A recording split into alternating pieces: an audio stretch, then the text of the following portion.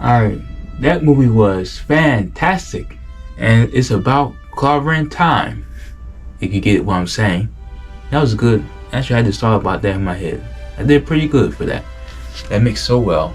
Alright, so we just came from seeing Fantastic Four, First Steps. I got one of the main villains here in that movie. I really enjoyed that movie. Well, we did. They really did take their time to put a story together. I would say whoever came up with that idea, with that type of story in Fantastic Four, they need to bring them guys back. That was a great story and it was well planned out. Okay, so I would say I left the theater very excited and pleased. They really blew me away with this one, and I didn't expect it to live up to its expectation. Previously to Superman, I was disappointed in that movie, but whatever. So I wouldn't say some good news is that basically the funny thing is my mother doesn't even know who the Fantastic Four is, and she said it was better than Superman. So that's definitely that's definitely a good sign. And I will say that you can tell when people enjoy a movie. That's most I've ever seen people stay after the during the credits to finish watching the post credits. So there's a lot of people still there, which is that's a good sign that it was a very fun movie. Okay. Now I want to say also that these are some of the best costumes ever seen in a superhero movie. Them suits were very clean and professional. I gotta say, these are probably the most, how can I put this, the most professionalism superhero costumes you'll ever see. Okay, those things, they were clean. I said it was just amazing. I love those suits. I'm definitely gonna have to get some hot toys for those things. Just based off the suits, they were just so clean with the white and blue and the Fantastic Four symbol in the middle. It was just amazing. Even the space suits were just nicely done. So that was great. I mean, you gotta give it to the Fantastic Four. The most cleanest professional suits you will ever see. I will say that. Okay. Now, don't come into this movies thinking that you're gonna get action. It's basically more of a thriller and suspense. That's what I thought it was about. But let me know what you think. More than action, okay? Which is still good because I enjoy thriller and suspense movies because always leave you thinking what's going to happen next, okay? I really like how they constantly made sure to show you the Fantastic Four using their powers throughout the movie, even when they were just going about their daily lives. I thought that was very cool and very thoughtful. Hey, if you have superpowers, what else would you expect? You're not gonna always be fighting villains, right? You're gonna be working or going to the beach or collecting toys of yourself.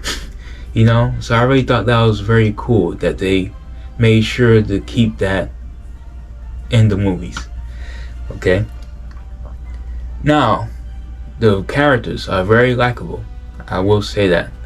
You still got that love and hate relationship between the Thing and was it Johnny Storm? So that haven't changed much. I was a little worried that they wasn't gonna do that, but they slowly starting to bring that in.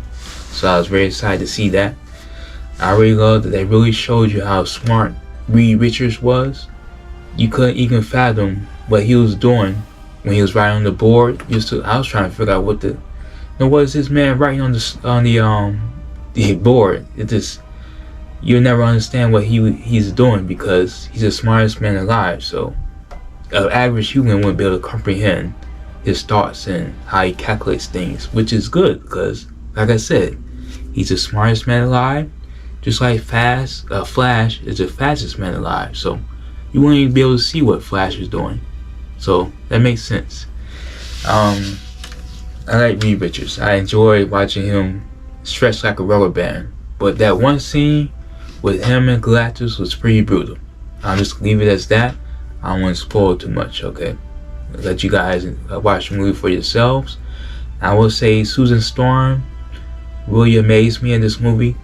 I say she's the definition of a true, what they call a feminist superhero woman. I enjoyed it. She wasn't all drunk up and alcoholic like that Supergirl and Superman. That was a very disappointment. This Susan Storm was amazing. I really enjoyed her. I love the blonde hair. You know, something about blonde chicks, right? So I was very happy to really see actually a good superhero woman in this movie. I can probably say that. I enjoyed. She really surprised me with her abilities. I didn't know that she was that strong, but she really did it, and she showed what woman power is all about, going beyond what is necessary for your child. So that's for any mother out there. I told you they got that superwoman strength when it comes out to their children. I don't know where they get it from, whether they pull it from out of nowhere, but yeah. Speaking of which, there I will share a story. If y'all ever heard about, remember when there was a time where a baby got stuck under a car, and the woman somehow used all her strength to lift the car up and actually save her child. So you'll be surprised.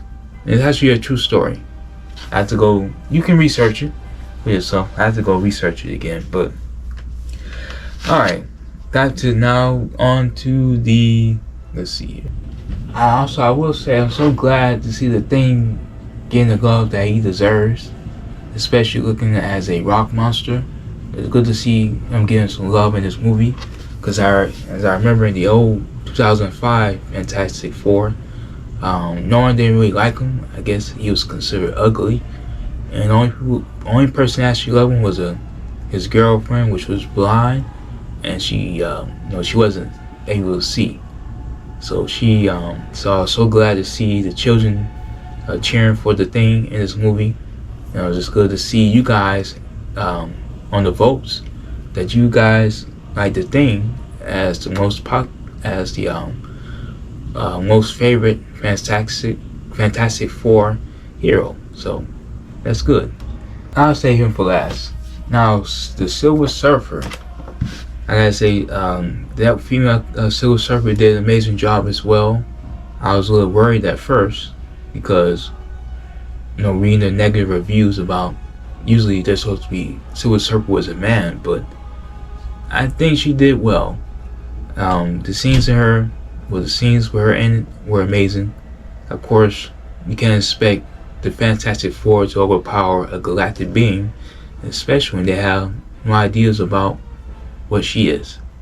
I really enjoyed the scenes. Of course, she always, she killed that scene where making that announcement about Galactus' arrival.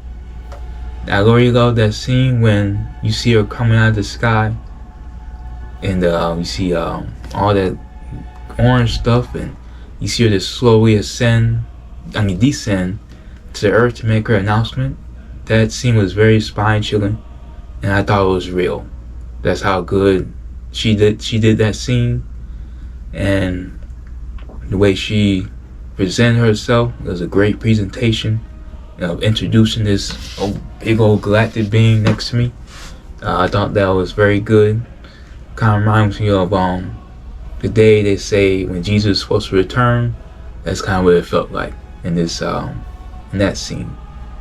She did a great job, Silver Surfer, and I hope they bring her back, but who knows. Alright, now on, and she had a great voice also, very strong voice. Okay, now on to the main guy, Galactus, the Devourer of Worlds. I will say, I really like how they didn't make him this truly evil like some villains. They actually try. I don't want to go into too much, but basically this villain is more of, he doesn't have a choice. I'm pretty sure if you ever experienced being hungry I'm pretty sure if you ever, I'm pretty sure some of y'all never went, a full day without eating. That would be crazy. But if you ever get that experience, what it's like to be hungry or fasting, you'll know what it's like. It's like you want to eat anything, the first thing that you see. Okay? So imagine having that type of hunger, but except you probably just can't die.